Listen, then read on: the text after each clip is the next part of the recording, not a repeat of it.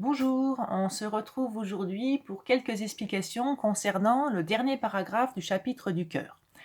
En première diapo, je vais vous faire repasser tout le plan qu'on a suivi depuis le début, l'organisation du cœur bien évidemment, le fonctionnement du cœur, physiologie cardiaque. On a vu récemment l'activité électrique cardiaque, donc je vous rappelle que le cœur est un organe autonome, qu'il est capable de générer ses propres contractions. C'est ce qu'on a vu, mais il est quand même contrôlé par des nerfs reliés au cerveau. Ces nerfs vont permettre de modifier la fréquence cardiaque. Et c'est ce qu'on va voir aujourd'hui. Donc, régulation cardiaque. Cette régulation se fait sous forme d'un arc réflexe. Alors, ça doit vous rappeler quelques petits souvenirs. L'arc réflexe, on en a déjà parlé quand on a parlé du fonctionnement du système nerveux, bien évidemment.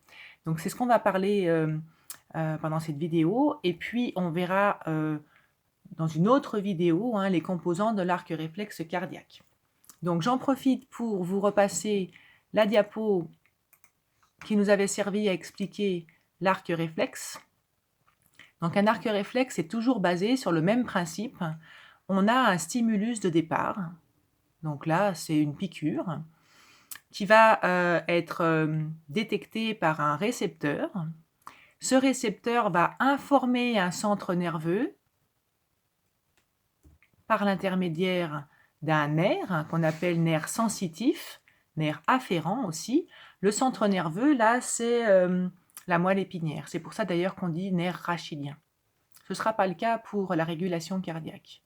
Le centre nerveux ensuite choisit une réponse et va envoyer la réponse à un muscle effecteur par l'intermédiaire d'un autre nerf qu'on appelle nerf moteur ou nerf efférent.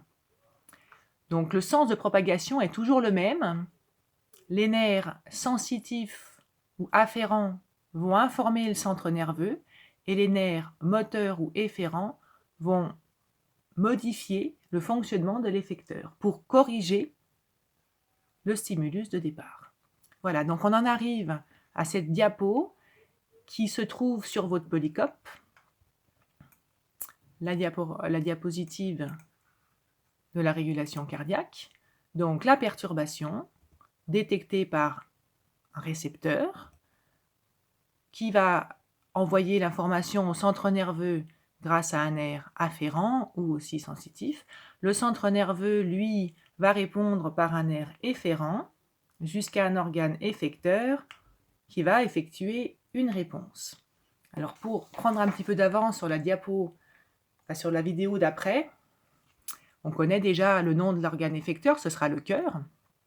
La réponse, je vous ai dit, on en a tous conscience, c'est changement de fréquence cardiaque, baisse de la fréquence cardiaque ou augmentation de la fréquence cardiaque. On ne connaît pas encore le nom des nerfs, ni afférents ni efférents. Le centre nerveux, on le découvrira tout à l'heure. On peut se douter des récepteurs, qui doivent être sur les vaisseaux, des capteurs en fait de pression. La perturbation sera en fait la détection de changements de pression artérielle. Quand la pression artérielle sera modifiée, si elle augmente par exemple, ça veut dire que le sang appuie trop sur les artères, il sera logique de diminuer la fréquence cardiaque. En revanche, si la perturbation est une baisse de la pression artérielle, le centre nerveux va réagir en augmentant la fréquence cardiaque. Donc on connaît déjà perturbation, les cadres gris et les cadres verts. Perturbation, soit augmentation, soit diminution de la pression artérielle.